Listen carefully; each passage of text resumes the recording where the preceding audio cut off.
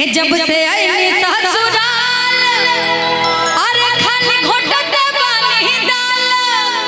आ चूल्हा चौका में तू रात दिन खटैला आ हमर फूलल फूलल गाल बच कैला आई जवान रजऊ महट का तरीका जब से आई बानी ना पूरा जिंदगी नरक के रख देले बड़ा है ना हो जब से आई ससुराल खाली घोटते बानी दाल जब से आई ससुराल खाली घोटते बानी दाल चूल्हा चौका में तो रात दिन खटैला के हमर फूलल फूलल गाल बच कैला ए जवानी रजऊ माटी में मिलैला हमर फूलल गाल बच कैला ई जवानी रजऊ माटी में मिलैला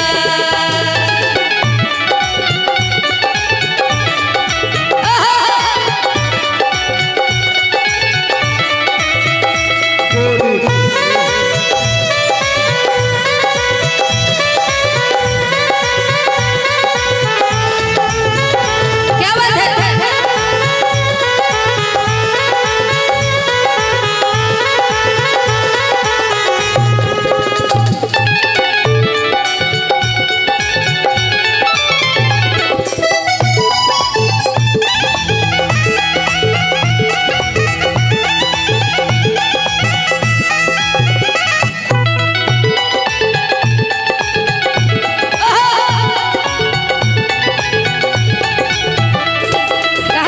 लागे तोहर बिगड़ल रहे बचपन से चाल हो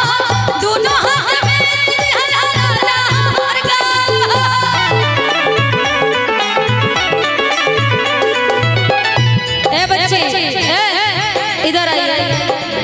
मतलब एने ओने तू भाग वो सुशील भैया के चक्कर में इतना लोगन के देखी लागे तोहर बिगड़ल रहे बचपन से चाल हो झटके समेत दिहला राजा दोनों गाल झटके समेत दिहला राजा दोनों गाल